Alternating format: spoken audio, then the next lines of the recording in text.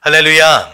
아멘. 매일매일 말씀으로 승리하시는 저와 여러분들 되시길 주님의 이름으로 축원합니다. 아멘. 자, 오늘 말씀은 마태복음 22번입니다. 22번. 다 같이 제목 같이 한번 읽어보겠습니다. 시작.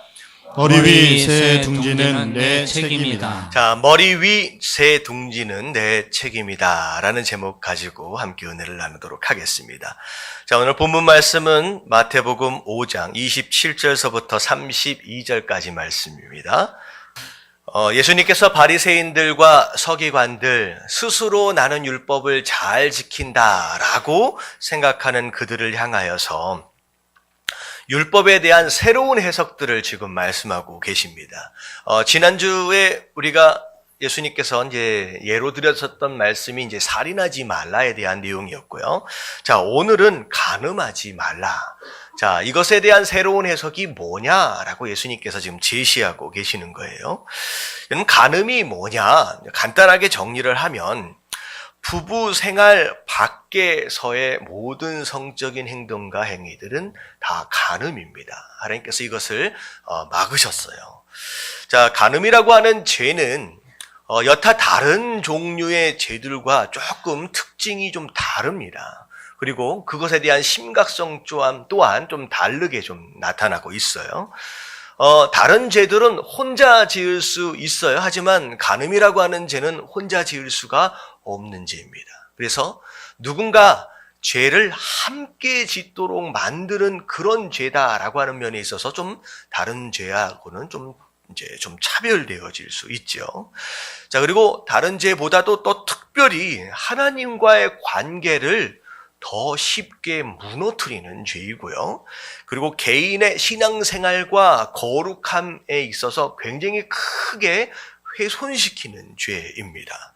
또한 심지어 극단적인 상황까지를 가면 가정을 파괴하게끔까지 이르게 하는 그런 죄가 바로 간음하는 죄다라는 거죠. 그래서 예수님께서는 이 간음하는 죄가 무엇이냐, 너희가 어디까지 해서는 안 되느냐라고 하는 것에 대한 새로운 해석들을 통하여서 우리가 세 가지로 함께 정리해 볼 수 있도록 하겠습니다. 자, 첫 번째 다 같이 한번 읽어볼게요. 시작.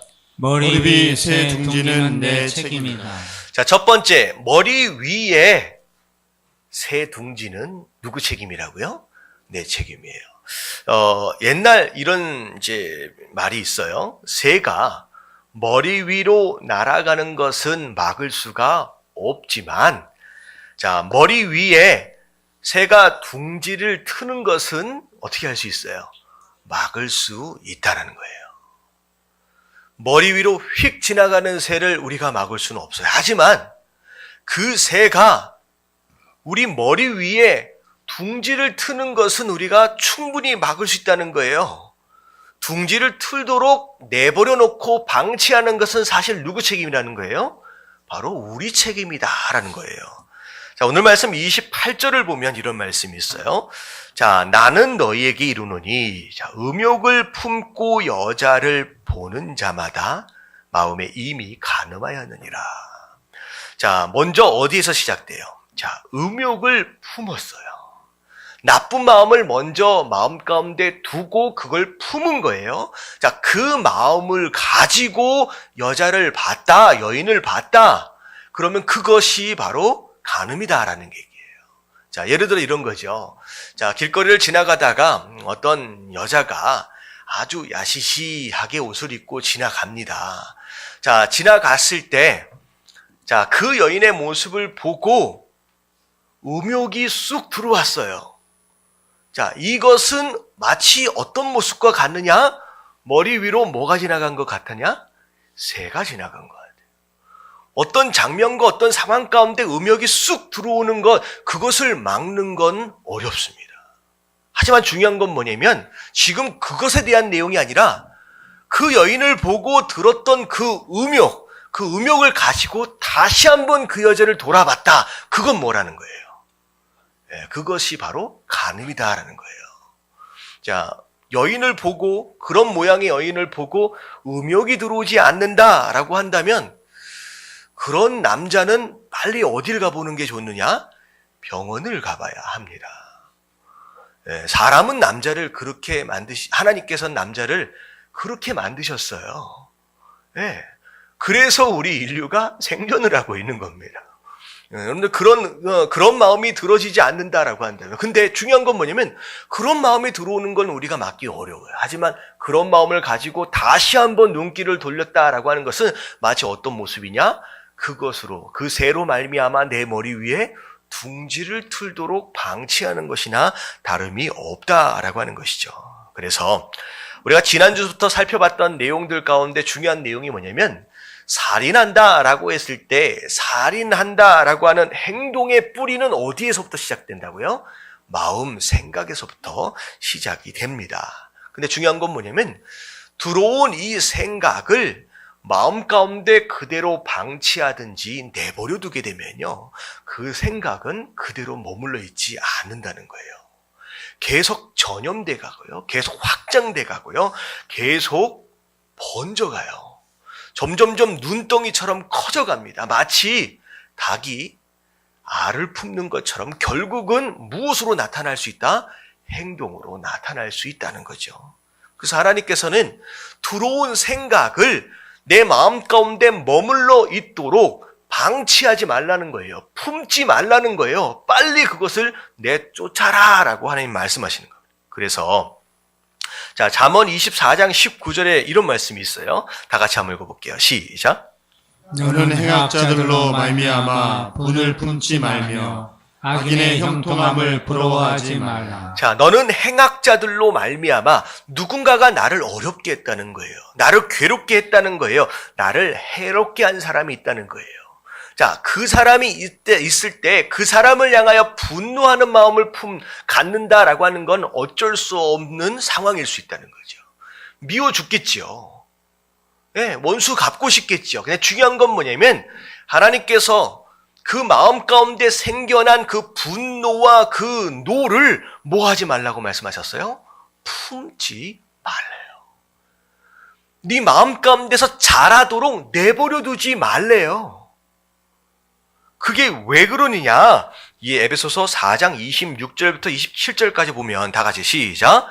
분을 내어도 죄를 짓지 말며 해가 지도록 분을 품지 말고 마귀에게 틈을 주지 말라. 예, 분을 낼지라도 그 분 자체가 죄로 번져지지 말도록 하라는 거예요. 자, 어떻게 이런 일이 일어나느냐? 해가 지도록 그 분노의 마음을 마음 가운데 품어놓고 있고 방치해 놓게 되면, 자, 그것 자체가 마귀에게 뭘 주는 것이다? 틈을 주는 것이라는 거예요. 틈이라는 게 뭐 하는 틈이에요? 결국은 그 마음이 행동으로 나타날 수 있는, 죄로 번져갈 수 있는 기회를 그 마귀에게 줄 수 있다는 거죠. 그래서 하나님은 나쁜 마음이 들어오게 되면 어떻게 하라고요? 빨리 쫓아내라는 거예요. 마음 가운데 그대로 내버려 두지 말라. 마치 그것은 새가 머리 위에다 둥지를 틀도록 방치하는 거나 마찬가지다라는 거죠. 자, 특별히 분노도 마찬가지지만 사실 음란한 것은 더 심각합니다. 자, 앞에서 말씀드렸지만 음란이라고 하는 것은 다른 죄와는 좀 달라요. 자, 호세아 5장 4절 말씀을 보면, 자, 그들의 행위가 그들로 자기 하나님께 돌아가지 못하도록 한다는 거예요. 도대체 무슨 행동을 했길래 그들이 하나님 앞에 돌아간다라고 하는 건 회개한다는 거예요. 회개하는 것마저도 막는 행위였겠느냐? 뭐 하는 행위예요? 이는 음란한 마음이 그 속에 있어 여호와를 알지 못하는 까닭이라. 음란한 마음이 들어오고 그 음란함으로 말미암아 간음의 죄, 여러 가지 이 음란한 죄로 번져나가게 되면 다른 죄와는 좀 다르게 특별히 회개하는 것마저도 방해를 하는 가장 심각한 바로 그런 죄가 바로 음란의 죄라는 거예요. 이 간음의 죄다라는 거죠. 중요한 건 뭐냐면, 자, 하나님께 돌아가는 것을 막는다, 장애다라고 한다면 이건 회개의 기회도 잃어버릴 뿐만 아니라 결국은 어떻게 되는 거예요? 결국은 멸망당하는 길로 가게 된다라고 하는 것이죠. 자, 그래서 이 마음, 이 우리 안에 끊임없이 찾아 들어오는 이 나쁜 마음을, 자, 빨리 빼내야 합니다. 중요한 건 뭐냐면, 자, 이 마음이 빼지는 게 쉬워요, 어려워요? 굉장히 어렵습니다. 그럼 생각을 빼내는 건 너무 어려워요. 그래서 옛날에 이런 표현이 있었어요. 제 학창시절 때 재미있게끔 했던 표현인데, 생각은 생각할수록 생각나기 때문에 생각 안 하는 게 좋은 생각이라고 생각한대요. 계속 생각이 나는 거예요. 여기는 이게 멈춰지지 않는 게 생각입니다. 생각해 보세요. 낮에 누군가가 나를 말로 공격을 했어요. 그 상황 가운데 내가 당황해가지고 뭐라고 대꾸하지 못했어요. 그럼 집에 딱 돌아오고 나니까 무슨 생각이 나요? 그때 내가 이렇게 말해줬으면 딱 좋았을걸. 여러분들 이 생각이 잠잘 때 계속 모락모락 떠오릅니다. 여러분들 그렇게 되면 생각하지 말아야지. 여러분 생각이 떠납니까? 안 떠납니까? 안 떠나요. 밤새요. 생각은 그렇게 무서운 거예요. 근데 예전에 제가 학교 다닐 때 제가 대학에서 이제 심리학을 제가 전공을 했었습니다. 그래서 과학자들이 심리학자들이 이제 연구를 했대요. 이제 어떤 연구를 했냐면 생각을 빼는 연구예요. 자, 곰돌이 한 마리를 딱 보여주면서 곰돌이 인형을 하나 보여주면서 자, 이걸 1분 동안 보래요. 그리고 나서 그 곰돌이를 딱 치웁니다. 치우고 나서 자, 지금부터 1분 동안 절대 곰돌이에 대해서 생각하지 마십시오. 자, 성공한 사람이 있었을까요? 없었을까요? 곰돌이에 대해서 생각하지 말아야지. 결국은 뭐에 대해서 생각하고 있는 거예요? 곰돌이에 대해서 생각하는 거예요. 이게 성공할 수가 없습니다. 근데 가장 좋은 방법을 생각해 보니까 뭐냐면 곰돌이를 치워놓은 다음에 눈앞에다가 사과를 놔뒀어요. 자, 지금부터 곰돌이에 대해서 생각하지 않는 게 아니라 사과에 대해서 생각하십시오. 라고 했더니 사과에 집중하는 순간 곰돌이를 생각하지 않는 것이 너무 쉬워졌다는 거예요. 자, 무엇이냐? 나쁜 생각이 자꾸 들어지고 이 생각이 자꾸 확장되어지는 이런 상황 가운데 이것을 내쫓을 수 있는 유일한 방법은 무슨 방법이다? 내 안에 다른 생각으로 채우는 거예요. 누구의 생각으로 채워요? 자, 우리가 품어야 할 마음이 빌립보서 2장 5절서부터 8절까지 나와 있습니다. 다 같이 한번 읽어볼게요. 시작. 너희 안에 이 마음을 품으라. 곧 그리스도 예수의 마음이니. 자, 누구의 마음을? 예수 그리스도의 마음을 품으래요. 이 생각하면 안 돼야지, 미워하면 안 돼야지 라고 자꾸 쫓으려고 빼려고만 생각하지 말고 내 안에 좋은 생각을 품고 그걸 내 안에 가득 채우면 된대요. 근데 그게 무슨 생각이냐? 예수 그리스도의 생각이에요. 그 마음을 내 안에 가득 채우래요. 근데 예수님의 마음이라는 게 뭐냐? 그는 근본 하나님의 본체이시나 하나님과 동등됨을 취할 것으로 여기지 아니하시고 오히려 자기를 비워 종의 형체를 가지사 사람들과 같이 되어졌다. 예수님께서 품으신 그 마음은 어떤 마음이냐? 하나님이심에도 불구하고 사람의 모습으로 낮아지신 겸손의 마음입니다. 그 마음을 내 마음 가운데 가득가득 채우라는 거예요. 그리고 사람의 모양으로 나타나사 자기를 낮추시고 어떻게까지? 죽기까지 복종하셨으니 곧 십자가에 죽으심이라. 철저하게 하나님 앞에서 뭐 하셨던 모습? 순종하셨던 그 순종의 모습을, 그 마음을 우리 안에 채워 넣어라라고 말씀하십니다. 여러분 쫓으려고 애쓰지 마시고 이런 마음 가운데 좋은 것, 예수 그리스도의 마음, 겸손과 순종의 마음으로 채워가실 수 있는 저와 여러분들 되시길 주님의 이름으로 축원합니다. 그래서 자꾸 나쁜 생각이 들어오면요, 뭐 하면 돼요? 이런 말씀을 읽으십시오. 그러면 그 마음이 떠나가게 돼 있어요. 그게 하나님의 말씀이고 하나님의 마음이니까. 그리고 말씀이 없으면 뭐 하면 돼요? 성경책이 지금 없으면 찬송하면 돼요. 여러분, 찬송함으로 내 마음 가운데 그리스도를 향한 우리의 사랑과 믿음을 고백하는 걸로 채워 넣는 거예요. 그러면 그 나쁜 생각들이 떠나가게 되고 더 이상 그 새가 우리 머리 위에 둥지를 틀지 않도록 우리가 피할 수 있는 상황이 되어진다는 거예요. 여러분, 이런 방법을 잘 활용해 가시게 되길 주님의 이름으로 축원합니다. 아멘. 자, 그래서 첫 번째, 자, 우리 마음 가운데 나쁜 생각을 품는 건 누구 책임이라고요? 우리 책임이에요. 절대 새가 둥지를 틀도록 방치해 두지 마시기를 주님의 이름으로 축원합니다. 자, 두 번째, 다 같이 한번 읽어볼게요. 시작. 죄와 피 흘리기까지 싸워라. 자, 두 번째는 죄와 피 흘리기까지 싸우래요. 자, 29절을 보면 이 30절까지 굉장히 무서운 말씀이 있습니다. 만약에 너의 오른 눈이 너로 하여금 죄짓도록 만든다라고 한다면 어떻게 하라는 거예요? 그 오른 눈을 빼버리래요. 그래서 백체, 온 육체가 온전한 상태 가운데서 지옥불에 던져지는 것보다 차라리 눈 하나 없는 상태에서 천국 가는 것이 낫지 않겠느냐. 심지어 너의 오른손, 심지어 너의 발, 다른 성경에 보면, 다른 복음서에 보면 손과 발을 다 얘기합니다. 손으로 죄 짓고 발로 잘못된 곳을 가잖아요. 잘못된 죄를 짓고 잘못된 곳으로 가는 너의 손과 발이 있다라고 한다면 오히려 찍어버리래요. 그래서 멀쩡한 몸으로 지옥불에 던져지는 것보다 오히려 장애의 몸으로 차라리 천국 가는 것이 훨씬 더 낫다는 거예요. 여러분, 이 말씀을 그대로 적용을 한다라고 한다면 과연 교회 다니는 성도들 가운데 멀쩡한 사람이 있겠느냐는 거죠. 전부 다 눈도 아마 10개를 가져도 아마 모자랄 거예요. 팔하고 다리가 10개를 가져도 모자랄 거예요. 여러분, 천국 가면 다 모옷으로 있을 것 같아요, 그러면요. 다 장애인으로 있게 되죠. 예수님께서 실제로 이걸 그렇게 하라고 하시는 말씀이냐?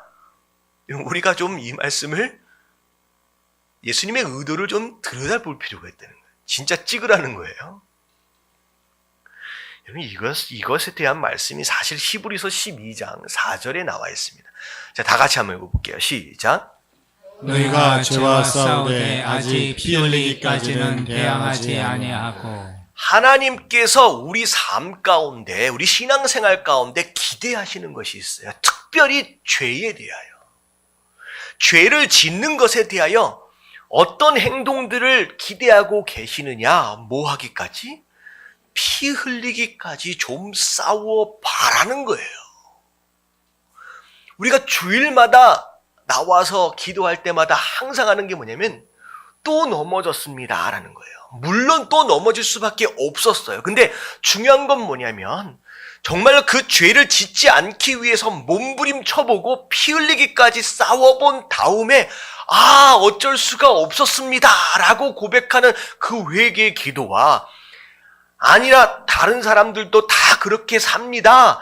다 그렇게 삽니다. 라고 하는 일반적인 타협의 삶을 살고 난 뒤에 와서 또 넘어졌습니다. 라고 기도하는 그 기도와는 전혀 다른 내용이다. 라는 거예요. 여러분, 한국 교계의 소위 어르신들이 그런 얘기를 합니다. 한국 교회가 점점 망가지고 있는 이유 중에 하나가 뭐냐면 왜곡된 칼빈주의 때문이에요. 자, 칼빈주의가 가장 강조하는 게 뭐예요? 무엇으로 말미암아 구원을 받는다? 믿음으로 말미암아 구원을 받는다는 거예요. 과연 믿음으로 말미암아 구원을 받는다라고 하는 것 자체가 우리가 어떻게 살든 상관이 없다라고 하는 걸 얘기하는 것이겠느냐는 거죠. 그렇지 않다는 거예요.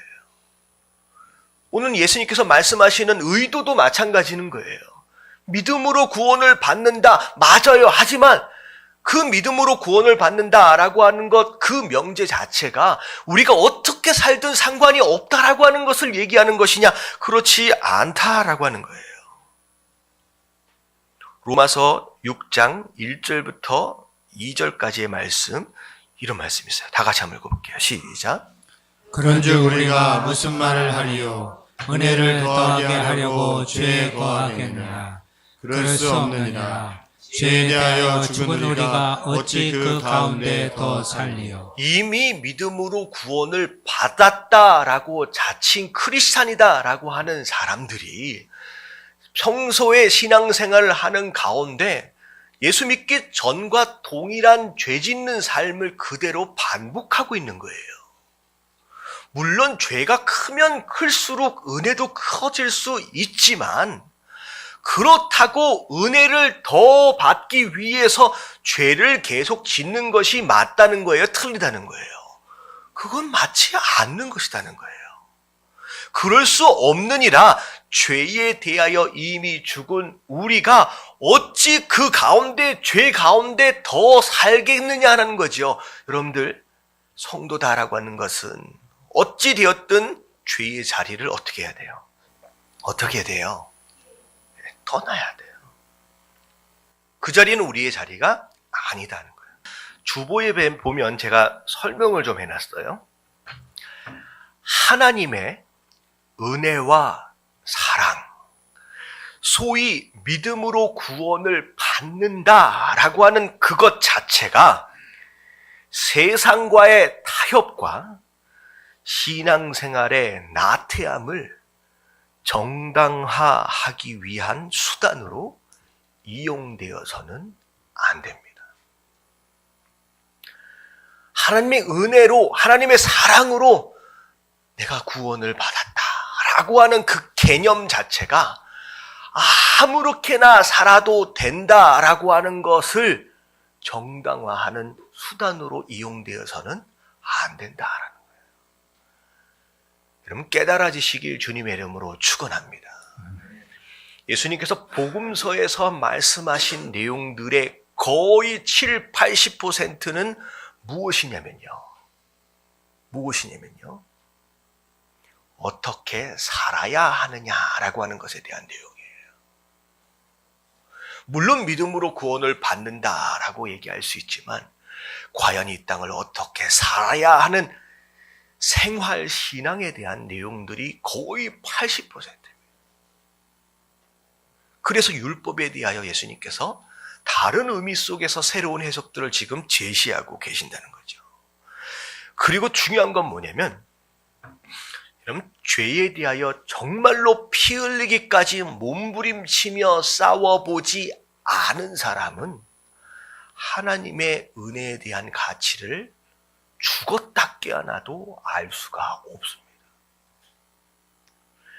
죄를 짓지 않는다라고 하는 것, 거룩한 삶을 산다라고 하는 것 자체가 얼마나 힘든지, 이 죄라고 하는 것이 얼마나 집요하고 얼마나 지긋지긋한 건지를 몸부림치며 싸워본 경험이 없는 사람은 그 하나님의 은혜가 얼마나 크고 얼마나 귀한 것인지 도저히 깨달을 수가 없다라는 거예요. 여러분 이런 겁니다. 우리가 부활주일과 고난주간을 보면 예수님께서 십자가에 못 박혀 돌아가시는 그런 상황들을 우리가 묵상을 합니다. 그런 묵상을 통하여서 사실 우리가 가져야 할 마음이 예수님이 얼마나 힘드셨을까? 예수님이 얼마나 괴로우셨을까? 예수님이 얼마나 그러셨을까라고 하는 연민의 정을 가지라는 얘기가 아니에요. 여러분 십자가를 통하여 우리가 가져야 할 마음이 뭔 것 같아요? 어머 예수님 너무 힘드셨겠다. 여러분 이 마음이 아니에요. 어떤 마음을 가져야 돼요? 여러분 죄가 얼마나 무서운 것이냐라고 하는 걸 우리가 십자가를 통하여 깨달아야 돼요. 죄를 진 자는 심지어 하나님의 아들이다라고 할지라도 어떤 대가를 치러야 하느냐라고 하는 것을 하나님께서 그 십자가를 통하여 보여주신 거예요. 그것을 통하여 죄가 얼마나 무섭구나라고 하는 걸 깨닫게 되는 거예요. 여러분 죄는 굉장히 무서운 겁니다. 근데 그 죄가 무섭다라고 하는 것을 누구만이 알 수 있느냐? 싸워본 사람만 알 수 있는 거예요. 그러면 정말로 하나님의 은혜를 진짜 깊이 있게 경험하기를 원하신다라고 한다면 죄에 대하여 싸워보시게 되길 주님의 이름으로 축원합니다. 여러분, 그런 사람은 예배 깊이 자체가 달라요. 어쩌다 저쩌다가 그냥 살다가 와가지고 하나님 또 죄 지었네요 라고 하는 사람과 일주일 내내 그 죄를 짓지 않기 위해 몸부림치며 애를 쓰고 싸워본 사람이 나와서 하나님 또 넘어질 수밖에 없었습니다 라고 하는 그 기도와 어찌 깊이가 같을 수 있겠느냐는 거예요. 여러분, 예배의 감동 자체가 다르다라고 하는 거예요. 여러분, 그런 예배를 경험하실 수 있게 되길 주님의 이름으로 축원합니다. 여러분, 그게 얼마나 중요해요. 다시 말하면 오늘 드리는, 일주일에 한 번 드리는 이 주일 예배의 질은 우리가 6일 동안 어떻게 살았느냐라고 하는 게 결정을 하는 거예요. 내가 그 6일 동안 내가 어떻게 싸우며 살았냐라고 하는 것에 따라서 이 주일날 이 예배의 깊이가 전혀 다르다라고 하는 거예요. 여러분, 그런 깊이 있는 예배를 드리시게 되길 주님의 이름으로 축원합니다. 그래서 일주일 동안 6일 동안의 싸움이 너무 중요해요. 제가 질문 하나를 드릴게요. 여러분, 많이 살면 90이잖아요. 여러분 100세도 산다 그러는데 70년, 80년, 90년 살아가는 이 세상 삶이 중요할까요? 아니면 영원히 사는 저 세상, 하늘나라의 삶이 중요할까요? 여러분, 하늘나라의 삶이 너무 중요하잖아요. 근데 그 하늘나라의 삶이 너무 중요하기 때문에 이 80, 90, 100년의 이 땅의 삶이 더 중요해요. 왜 중요한지 아세요? 이 땅을 어떻게 살았느냐에 따라서 영원한 저 하늘나라의 삶이 어떻게 돼요? 결정이 됩니다. 그래서 이 땅의 삶이 너무 중요한 거예요. 6일 동안의 삶, 예배가 얼마나 중요한데, 근데 6일 동안의 삶이 너무 중요한 이유는 뭐냐면 그 6일 동안의 삶의 가치가, 그 질이 이 7일째 이 주일날의 예배의 질을 결정한다라고 하는 거예요. 여러분, 제대로 살아보시게 되길 주님의 이름으로 축원합니다. 아무렇게나 내버려 두지 마세요, 우리의 삶을. 오늘 예배가 끝나고 나가는 그 순간서부터 뭘 시작하는 거예요? 영적인 전투를 시작하는 겁니다. 그래서 주일날 나올 때 그 전투 가운데 수많은 전쟁의 상처들과 흔적들을 가지고 오는 거예요. 그랬을 때 하나님의 만지심과 위로하심이 이 예배 가운데 넘치게 되는 줄로 믿습니다. 그런 예배를 드리시길 주님의 이름으로 축원합니다. 자, 마지막 세 번째 다 같이 한번 읽어봅니다. 시작. 아내를 사랑합시다. 자, 아내를 사랑해야 합니다. 혹시 부부가 함께 예배 가운데 나오신 분들이 계시면 멀리 좀 떨어져 있다라고 할지라도 겪는 줄로 사랑합니다 하면서 인사 한번 해주십시오. 시작.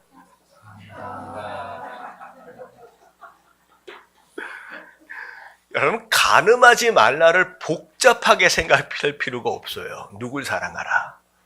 여러분, 아내를 사랑하라는 얘기예요. 뭐 하면 안 되지, 뭐 하면 안 되지, 그렇게 복잡한 내용이 아니에요. 너에게 주어진 그 아내를 정말로 사랑해 바라는 거예요. 자, 31절과 32절을 보면 참 이상한 얘기가 있어요. 누구든지 아내를 버리려거든 이혼 증서를 줄 것이라 하였으나, 이런 얘기가 어떻게 있을 수 있겠느냐. 여러분, 아내를 막 버리려고 하는 남편이 있대요. 근데 예수님 뭐라고 말씀하시냐? 나는 너희에게 이르노니 누구든지 음행한 이유 없이 아내를 버리면 이는 그로 간음하게 한이요, 또 누구든지 버림받은 여자에게 장가드는 자도 간음한 것이다. 버리라는 거예요? 버리지 말라는 거예요? 버리지 말라는 거예요. 자, 이게 왜 이렇게 됐느냐?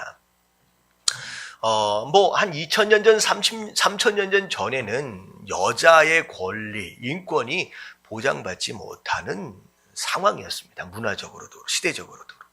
그래서 여자라고 하는 거, 아내라고 하는 것을 일반적으로는 소유물로 생각을 했어요. 그래서 일반적으로 장인에게 돈을 주고 사옵니다.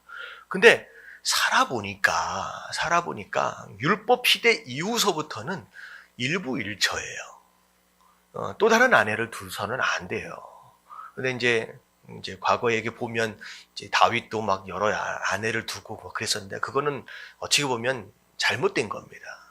근데 일부일체예요. 근데 살다 보니까 어떤 마음이 들어요? 지루해진 거예요. 재미가 없어진 거예요. 그래서 뭐 하려고 생각을 했느냐?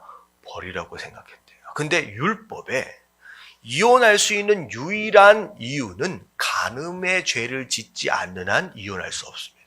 그랬는데 그때 당시에 남자가 얼마나 간사하고 얼마나 악했는지 더 이상 데리고 살기 싫다라고 하는 이유로 이 여자에게 뭘 뒤집어 씌웠어요?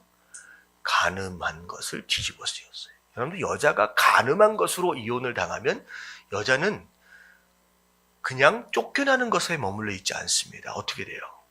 돌로 쳐서 죽이게 돼 있어요.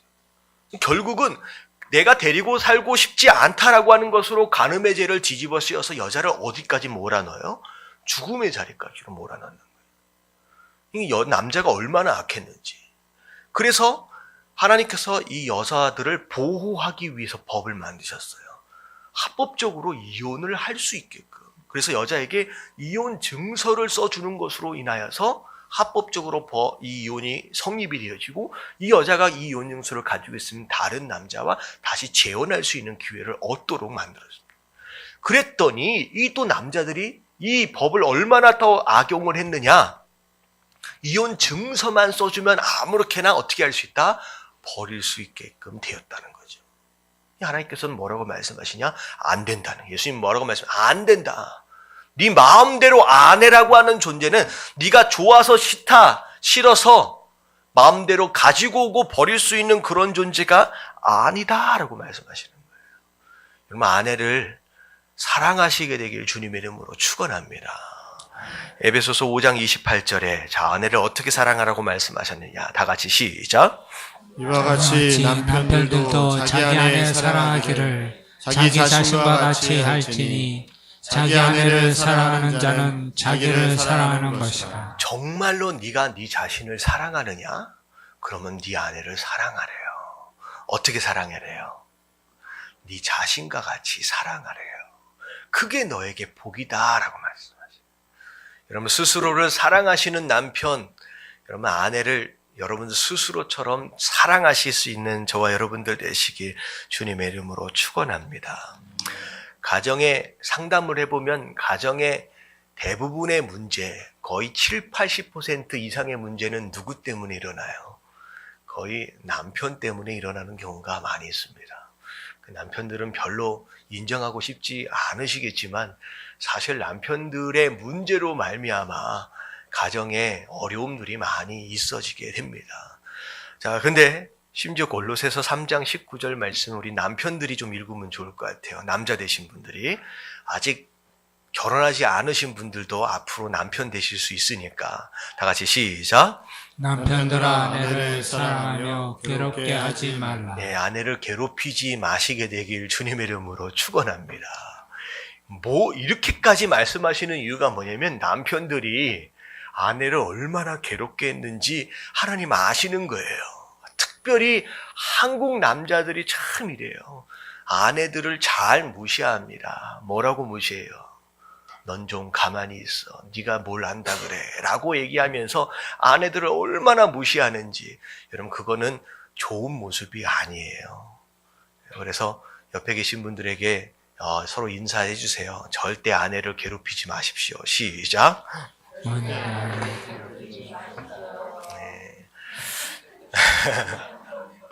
저는 이 말씀을 읽으면서 이 장면이 생각이 났어요. 출애굽기 21장 5절부터 6절을 읽으면 어떤 내용이 나냐면 만일 종이 분명히 말하기를 내가 상전과 내 처자를 사랑하니 나가서 자유인이 되지 않겠노라 하면 어떤 장면이냐면요. 이스라엘은 누군가가 어떤 경제적인 상황으로 인하여 노예로 팔려갔다라고 할지라도 절대 영원히 그 사람을 노예 삼을 수 없도록 해놨습니다. 그 일정 기간까지만 노예 삼고 그 시간이 지나면 어떻게 해줘야 돼요? 풀어주게끔 돼 있어요. 근데 중요한 건 뭐냐면 어떤 남자를 노예 삼았어요. 근데 이 남자에게 아내가 필요해서 이 주인이 이 남자에게 아내를 준 거예요. 여자 종을. 근데 그 상황 가운데서 자식도 낳았습니다. 근데 일정 기간이 딱 되어지는 것으로 말미암아 이 남자는 자유를 얻게 된 거예요. 근데 중요한 건 뭐냐면 자유를 얻어서 나갈 수 있는데 누구는 내버려둬야 돼요. 네, 아내와 자식은 내버려둬야 돼요. 왜냐하면 이 아내는 누가 준 거예요?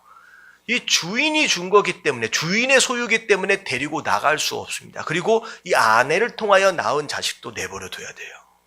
참 안타깝잖아요. 근데 중요한 건 뭐냐면 나는 이제 자유예요. 이제는 자유인이 됐는데 나가려고 하는데 내 아내와 내 자식을 정말로 사랑하여 함께 있길 원한다라고 한다면 어떻게 하라는 거예요?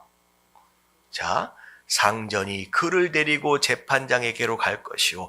또 그를 문이나 물설주 앞에 데리고 가서 그것에다가 송곳으로 그의 귀를 뚫을 것이다. 이건 뭐냐면 귀를 그 문에다가 댄대요. 그리고 구멍을 딱 뚫어서 마치 못으로 박는 것처럼 이 집에서 어떻게 하겠다는 거예요? 떠나지 않게. 나는 영원히 이 집의 종이 될 것입니다. 노예가 될 것입니다. 라고 결정을 할 수 있다는 거예요. 뭐 때문에? 내 아내를, 내 자녀를 정말로 사랑해요. 여러분, 남편된 자들이 가져야 할 마음이 바로 이런 마음입니다. 적당히 사랑한다라고 하는 내용이 아니라 내 아내와 내 자녀를 사랑하는 것으로 말미암아 내가 평생 뭐 되어지기를 자청하는 거예요. 노예 되어지기를, 종 되어지기를 자청하는 거. 바로 그게 남편이 아내를 사랑할 때에 가져야 할 마음이다라는 거예요. 여러분, 그 마음을 가질 수 있는 저와 여러분들 되어지시길 주님의 이름으로 축원합니다. 그래서 누가 TV에서 이런 설문조사를 했대요. 사랑이라고 하는 단어를 볼 때에 어떤 단어가 연상이 되어지느냐. 자, 그랬더니 사람들이 설문조사를 하면서 여러 가지 연상되어지는 단어들을 얘기하는데, 뭐, 열정, 믿음, 설레임, 따뜻함, 데이트, 용기. 얼마 전에 발렌타인데이 했잖아. 그렇게 해서 초콜릿, 사탕. 또 뭐가 있어요? 사랑하면 연상되어지는 단어. 제가 다 얘기했나요? 하여튼 뭐 이런 얘기들을 막 하더래요. 근데 너무 신기하게도 거의 그 연상되어지는 단어 가운데 어떤 단어는 없었느냐? 책임이라고 하는 단어는 들어가 있지를 않았다는 거예요. 다 사랑이라고 하는 것 자체를 감정적인 것에만 치우쳐서 생각하는, 좋아한다는 거예요.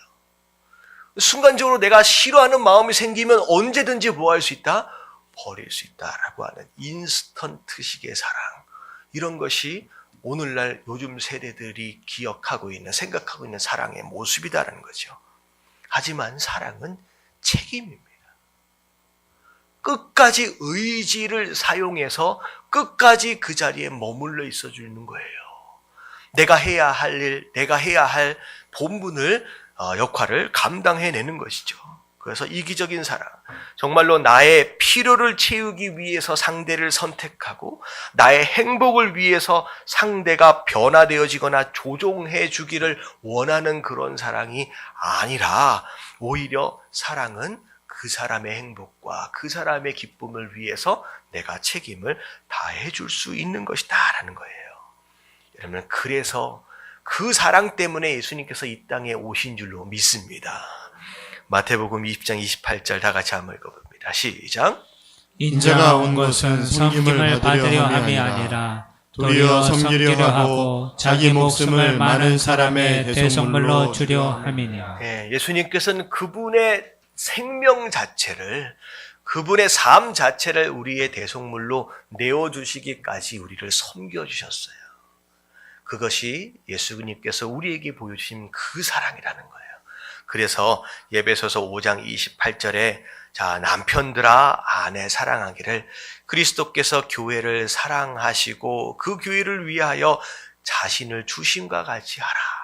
남편들은 바로 예수님께서 교회를 사랑하신 그 사랑으로 아내를 사랑해야 한다라고 말씀하고 계십니다. 우리 남편들은 그 사랑으로 아내를 사랑하실 수 있는 저와 여러분들 되시길 주님의 이름으로 축원합니다. 아멘.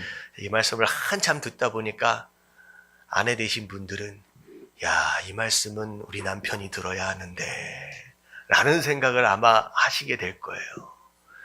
중요한 건 뭐냐면 그런 얘기가 있더라고요. 남편은 가정의 머리라는 얘기가 있잖아요. 이런 얘기를 하니까 이제 요즘 근대 여성들은 별로 인정하고 싶지 않을 수 있을 것 같아요. 근데 중요한 건 뭐냐면 여러분 남편이 머리 되는 것을 인정해 주십시오. 그 대신 여자가 무슨 역할을 감당하면 돼요? 남편이 머리면 여자는 뭐예요? 목이에요, 목. 여러분들 남편은 누구 하기 나름이다? 목하기 나름이에요. 여자분들, 아내 되신 분들은요, 남편들을 위해서 포기하지 마시고 끊임없이 기도하시길 주님의 이름으로 축원합니다. 그리고 여러분들 스스로 하나님께 그것을 간구하세요. 지혜를 간구하세요. 하나님께서는 남자를 지으시고 남자에게 권위를 주셨어요. 그래서 남자는 그 권위라고 하는 것 자체가 공격받을 때 굉장히 민감하게 반응합니다. 그러니까 남자가 무시되어지거나 자기의 권위에 도전되어질 때 굉장히 폭발적인 어떤 폭발하는 경우들이 많아요. 왜 그러냐면 남자를 지으실 때 하나님께서는 권위를 남자에게 주셨어요. 그 대신 중요한 건 뭐냐면 여자에게 뭘 주셨을 것 같아요? 여러분 지혜를 주셨어요. 그래서 그 지혜로 그 남자를 도우라고 얘기하시는 거예요. 그래서 여러분들 여자분들, 연안내 되신 분들은 하나님께 지혜를 달라고 구하십시오. 여러분 지혜로운 아내 되어질 수 있을 때 여러분 남편을 올바로 세워갈 수 있을 뿐만 아니라 여러분들의 가정을 아름답게 세워갈 수 있는 그런 아내가 되어질 수 있는 줄로 믿습니다. 그래서 잠언에 보면 정말로 좋은 아내를 얻어야 한다라고 이야기할 때 아내를 어디에 비유하고 있느냐? 포도나무에 비유하고 있습니다. 포도나무와 같은 아내를 얻는다라고 하는 것 자체가 남편 되어진 자에게 있어서 가장 큰 복이래요. 이런 포도나무는 특징이 그거예요. 아무리 나쁜 땅에서 자란다라고 할지라도 맺어진 그 열매의 과즙은 굉장히 깨끗해요. 중동 지역의 포도나무를 아주 많이 길러요. 그리고 그 중동 지역의 지하수는요, 석회질이 너무 많아서 일반적으로 우리가 마시면 바로 설사합니다. 그냥 마실 수가 없는 물이에요. 근데 아무리 석회질이 많은 장소다라고 할지라도 그 포도나무는요, 그 석회질이 있는 그 많은 물들을 빨아들여서 석회질을 싹 걸러내요. 그리고 정말로 깨끗한 열매를 맺도록 만드는 게 이 포도나무의 능력입니다. 여러분 아내의 역할은 바로 그거예요. 밖에서부터 들어오는 정말로 잘못된 것들을 아내를 통하여 필터링 되어져야 돼요. 그래서 가정 안에 있는 모든 구성원들이 다 좋은 물만 마실 수 있도록 잘 걸러낼 수 있는 그런 아내가 바로 좋은 아내다라는 거죠. 그리고 어떻게 또 필터링을 해줘야 되느냐? 남편, 아버지와 자식들 사이에서의 좋은 필터링 역할을 해줘야 됩니다. 남편이 아버지가 뭐라고 잘못된 부족한 부분들이 나타난다라고 할지라도 자식들에게는 아버지에 대한 좋은 것들을 보여주기 위해서 애를 써야 돼요. 왜곡되어지고 오해되어진 그런 인포메이션들을 포도나무 같은 아내를 거쳐가는 것으로 말미암아 자식들에게 아버지가 너희들을 얼마나 사랑하는지 아느냐라고 좋은 것들을 전달해주고 자식들의 부족한 것들을 남편에게 알릴 때 어떻게 해줘야 돼요? 잘 걸러서 전달해 줄 수 있는 역할이 바로 포도나무 같은 아내의 역할이다라는 거예요. 여러분 그런 역할을 감당할 수 있길 위해서 여러분 지혜를 구하시고 그리고 기도하는 가운데 여러분들의 남편들을 잘 세워갈 수 있는 남편 그리고 아내 되어지시게 되길 주님의 이름으로 축원합니다. 자, 오늘 마무리하겠습니다. 자, 첫 번째, 머리 위로 날아가는 새는 막을 수 없어요. 하지만 나쁜 생각 들어온 것들을 우리가 방치해 놓고 있다라고 하는 거. 새가 머리 위에 둥지를 틀도록 내버려 놓고 있는 것은 누구 책임이다? 내 책임입니다. 절대 내버려 두지 마십시오. 그리고 쫓으려고 애를 쓰기보다는 오히려 뭐 하는 게 낫다? 좋은 것으로 채우십시오. 예수 그리스도의 그 마음으로 여러분들 마음을 채우시고 품으십시오. 그게 유일한 방법입니다. 자, 두 번째 같이 한번 읽어볼게요. 시작. 죄와 피 흘리기까지 싸워라. 여러분 적당히 타협하고 살지 마시고 싸워 보십시오. 싸워 본 자가 은혜를 압니다. 세 번째 시작. 아내를 사랑합시다. 간음하지 말라라고 하는 것은 여러 가지 복잡한 말이 아니에요. 아내를 사랑하십시오. 그리고 남편을 위해 기도하십시오. 그러므로 말미암아 여러분들의 가정을 행복하게 세워갈 수 있는 저와 여러분들 되시기에 주님의 이름으로 축원합니다.